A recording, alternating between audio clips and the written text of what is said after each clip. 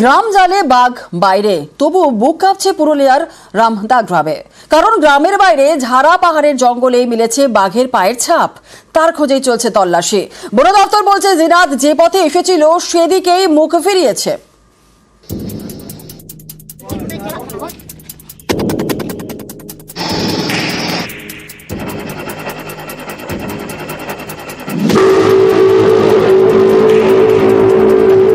পুরুলিয়ার বান্দোয়ানের ঝাড়া পাহাড়, এখানেই রাহামদা গ্রাম। মঙ্গলবার এই গ্রামে ঢুকে পড়ে জিনাত। তার জন্য টোপ দিয়েছিল বন দপ্তর, রেখেছিল গরু, ছাগল, শুয়োর। কিন্তু সেদিকে পা না বাড়িয়ে গ্রামে ঢুকে ছাগল শিকার করে খায় বাঘিনী জিনাত।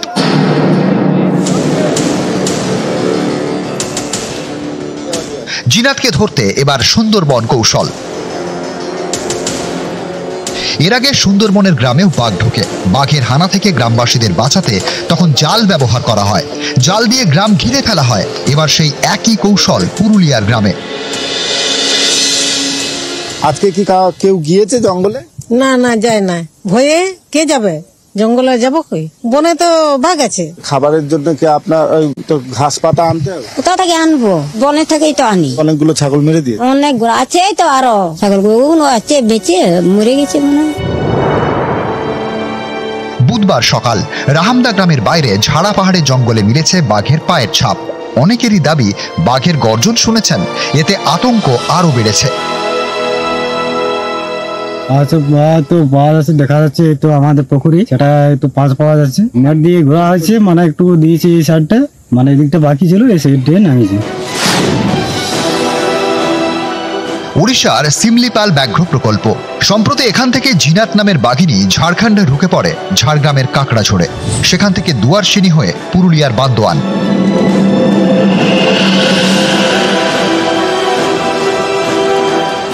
বন দপ্তর ট্র্যাক করে জানতে পেরেছে বাঘিনী যে পথে এসেছিল সেই দিকেই মুখ ঘুরিয়েছে। তাই বান্দোয়ানের রায়কা পাহাড়ে যে 3 জায়গায় খাঁচা পাতা হয়েছিল সেগুলি তুলে ফেলা হয়েছে।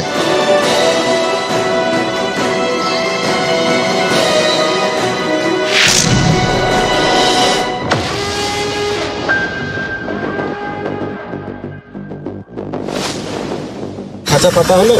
হ্যাঁ, কতগুলো খাঁচা পাতা হয়েছে? এখন 5টা পাতা হয়েছে। লোকেশন কি পাওয়া যাচ্ছে? লোকেশন এই দুটো পাহাড়ের মাঝখানে আছে। নিউজ 18 বাংলা।